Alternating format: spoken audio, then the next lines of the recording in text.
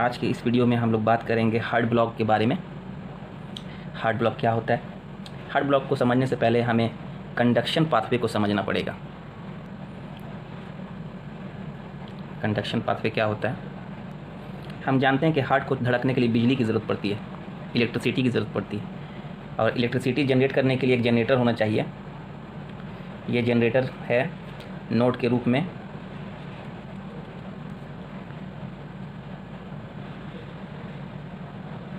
Heart के अंदर दो जनरेटर होते हैं, जिनमें से एक है एसी नोड, बहुत महत्वपूर्ण जनरेटर है जहाँ से बिजली निकलती है, और दूसरा जनरेटर है एवी नोड।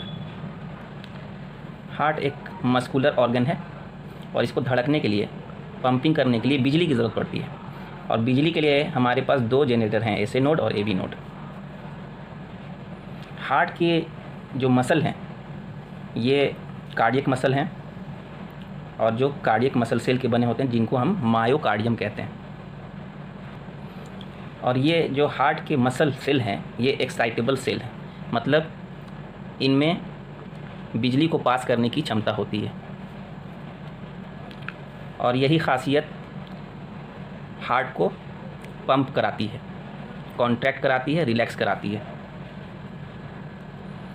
ये दोनों एवी नोड और एसी नोड ये दोनों नोडल मस्कुलेचर हैं, और इन दोनों मस्कुलेचर में ये काबिलियत है कि ये एक्शन पोटेंशियल जनरेट कर सकते हैं बिना किसी बाहरी स्टिमुलस के।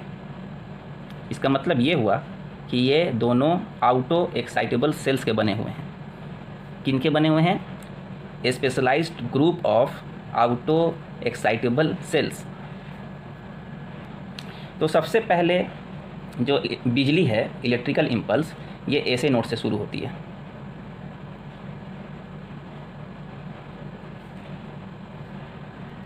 एसी नोड को हम साइनो एट्रियल नोड कहते हैं, और साइनो एट्रियल नोड से जो बिजली निकली वो कहाँ पहुँचती है? एवी नोड पे पहुँचती है। तो यहाँ की बिजली यहाँ कैसे पहुँची? तो इस ट्रैक के माध्यम से। इसको कहते हैं internodal track. Internodal track. AC node हमारा जो है वो नेचुरल पेसमेकर है। हम जानते हैं कि दोनों एट्रिया साथ में कॉन्ट्रैक्ट करते हैं, तो जाहिर सी बात है कि दोनों को बिजली की ज़रूरत पड़ेगी। तो यहाँ पे बिजली तो पूरी फैल चुकी है इंटरनोडल पाथवे या ट्रैक के माध्यम से, और इधर वाले चैम्बर को धड़काने के लिए हमें एक और ट्रैक की ज़रूरत पड़ेगी, जिसे हम बकमन बंडल कहते हैं। ये जो वेव निकली है एक्साइटेशन की एसी नोड से, ये बगल वाले चैम्बर में, मतलब लेफ्ट एट्रियम में गैप जंक्शन से पहुंचती है। एक यहाँ पे गैप जंक्शन होता है, यहाँ से ये वेव फिर बकमन बंडल से होते हुई पूरे लेफ्ट एट्रियम में फैल जाती है। अब ये वेव कहाँ पहुँच गई? एवी नोड के पास।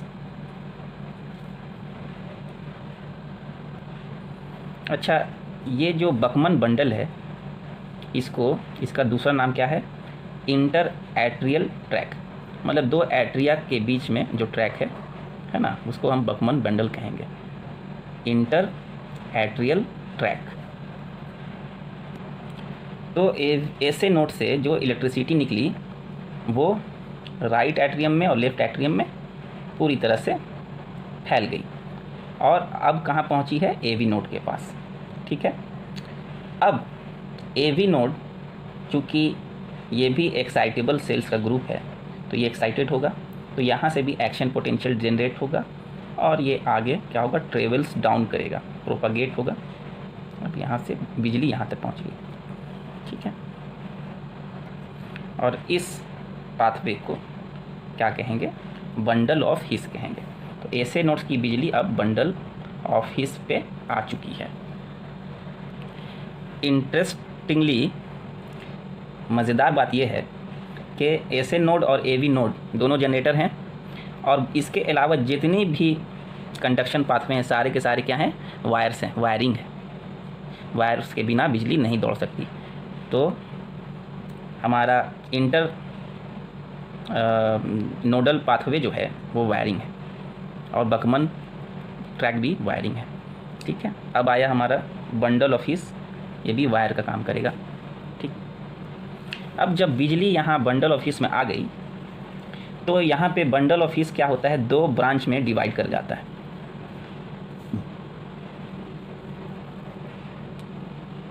देख रहे हैं आप, 2 ब्रांच में डिवाइड कर गया। राइट वाला कहलाएगा राइट बंडल ब्रांच, लेफ्ट वाला कहलाएगा लेफ्ट बंडल ब्रांच। अब ये जो बंडल ऑफिस है 2 अलग अलग वायरिंग में डिवाइड कर गया है, राइट बंडल ब्रांच और लेफ्ट बंडल ब्रांच, और ये दोनों वायरिंग यहाँ इस पॉइंट पर आ रहे हैं। ये क्या है, एपेक्स है, हार्ट का नोकीला भाग एपेक्स है। अब यहाँ से इलेक्ट्रिसिटी राइट साइड में जाएगी, राइट बंडल से, और लेफ्ट बंडल से लेफ्ट साइड में जाएगी। किसके माध्यम से जाएगी, तो एक स्पेशलाइज्ड और एक बंडल होता है ना, इसको कहते हैं फेसिकुलर ब्रांचेस बोलते हैं इसको, फेसिकुलर ब्रांचेस। ये पूरा फेसिकुलर ब्रांच दोनों के लिए अप्लाई होगा, तो राइट एंड लेफ्ट के लिए फेसिकुलर ब्रांच। अब इलेक्ट्रिसिटी फेसिकुलर ब्रांचेस में आ गई, बिजली फेसिकुलर ब्रांचेस में पहुंच चुकी है। अब ये फेसिकुलर ब्रांच पतले पतले रेशेदार ब्रांच में, टर्मिनल ब्रांचेस में, जिनको हम परकिंजी फाइबर्स कहते हैं, में डिवाइड हो जाती है, और सारी बिजली थ्रू आउट दी परकिंजी फाइबर्स में स्प्रेड कर जाती है, फैल जाती है। ठीक है, इस तरीके से वेंट्रिकल्स की जो मायोकार्डियल जो वॉल है, मायोकार्डियम जो वॉल है, जिसके अंदर फेसिकुलर ब्रांचेस के परकिंजी फाइबर्स हैं, फाइनली अंत में पूरी की पूरी बिजली इसमें फैल जाती है। तो ये आपकी छोटी सी कहानी हुई कि बिजली कैसे दौड़ती है हार्ट मसल में। अब हम लोग मेन मुद्दे पे बात करेंगे, जिस टॉपिक पे वीडियो बन रही है, मतलब हार्ट ब्लॉक के बारे में बात करेंगे कि हार्ट ब्लॉक क्या होता है। ठीक है, हार्ट ब्लॉक की क्या डिफिनीशन है। तो heart block is a group of disease that characterized by the presence of obstruction और block in the electrical conduction pathway. ये हार्ट ब्लॉक क्या है, ये हार्ट ब्लॉक हृदय से रिलेटेड, हृदय से संबंधित बहुत सी बीमारियों के बारे में, बहुत सी बीमारियों की एक डिजीज़ है, बहुत सी बीमारियों का एक ग्रुप है, सॉरी। और इसमें बुनियादी तौर पे क्या होता है कि ये जो बिजली दौड़ रही है, ये सारी बिजलियाँ जो हार्ट मसल में दौड़ रही हैं, अगर इसमें कहीं ऑब्स्ट्रक्शन हो गया, इस वायर यहाँ से, जहाँ से जनरेटर से जहाँ से बिजली निकल रही है वहाँ पे प्रॉब्लम है, या इन जो वायरिंग्स हैं, है ना, उसमें अगर कोई प्रॉब्लम है, उसमें कहीं रुकावट है, ऑब्स्ट्रक्शन है, या पूरा का पूरा कहीं ना कहीं ब्लॉक हो चुका है, वायरिंग बिजली आगे दौड़ ही नहीं पा रही है, ठीक है, कहीं का वायर ख़राब है, तो इन सब कंडीशन के मद्देनज़र रखते हुए हम लोग कहते हैं कि heart block is a group of disease that characterized by the presence of obstruction और block in the electrical conduction pathway. या कहीं रुकावट है, या कहीं ब्लॉक है, ब्लॉकेज है बिजली को दौड़ने में, तो उसे हम हार्ट ब्लॉक कहते हैं। ठीक है, हार्ट ब्लॉक में क्या होता है कि ये जो इलेक्ट्रिक करंट निकलती है ऐसे नोड से, ठीक है, ये या तो बहुत स्लो आती है नीचे की तरफ, मतलब एवी नोड से, बंडल ऑफिस से होते हुए, राइट और लेफ्ट बंडल ब्रांच से होते हुए, है ना, फेसिकुलर ब्रांचेस से होते हुए परकिंजी फाइबर तक जो जाती है बिजली, ये बहुत स्लो जा रही है। पहली बात, बहुत स्लो पहुंचती है। और दूसरे केस में क्या होता है कि पूरा का पूरा जो है बिजली मान लिया एवी ऐसे नोड से निकली और एवी नोड तक पहुंची, उसके बाद नीचे पहुंच ही नहीं पाती, यहीं पे बिजली रुक जाती है। ठीक है, तो So in this context we can say that the block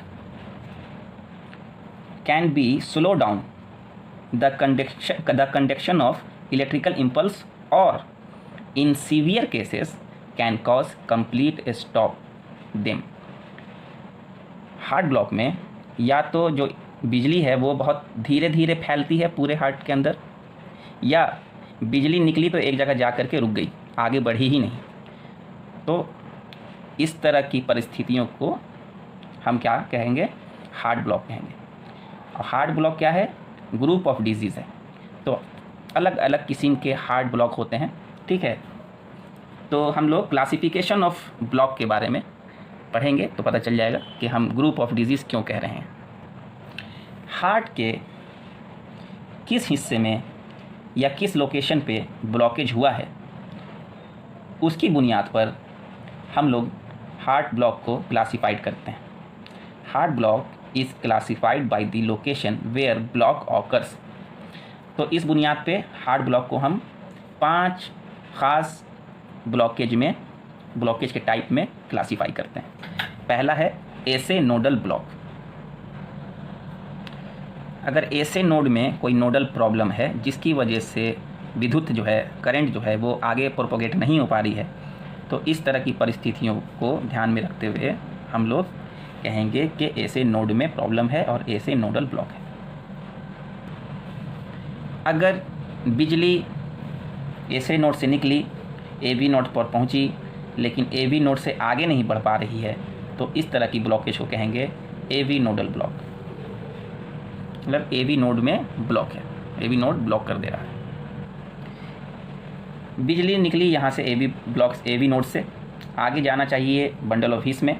अब बंडल ऑफ हिस में पहुँचने के बाद बिजली आगे प्रोपोगेट नहीं हो पा रही है, मतलब राइट और लेफ्ट बंडल ब्रांच में नहीं जा पा रही है, इस तरह के ब्लॉक को कहेंगे इंट्राहिसियन ब्लॉक। बंडल ऑफ हिस से बिजली जानी चाहिए राइट बंडल ब्रांच में, लेफ्ट बंडल ब्रांच में। अगर इन दोनों में से किसी एक में या दोनों में कोई ब्लॉक है तो उसको कहेंगे bundle branch block.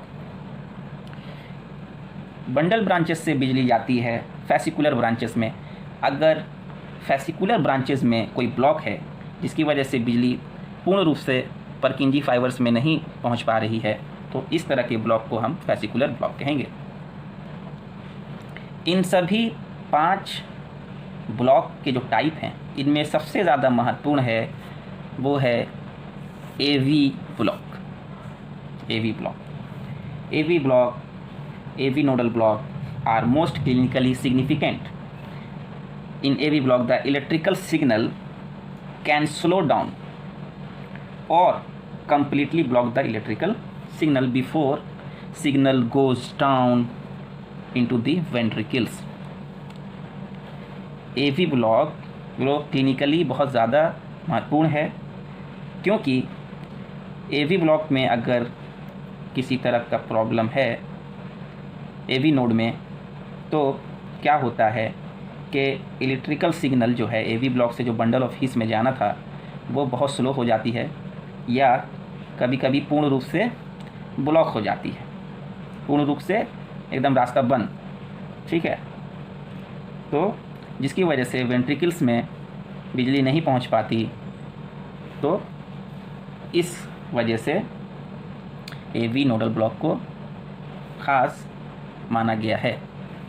Next video में हम लोग AV ब्लॉक के जो है डिग्रीज़ के बारे में पढ़ेंगे, है ना। There is 3 degree of AV block.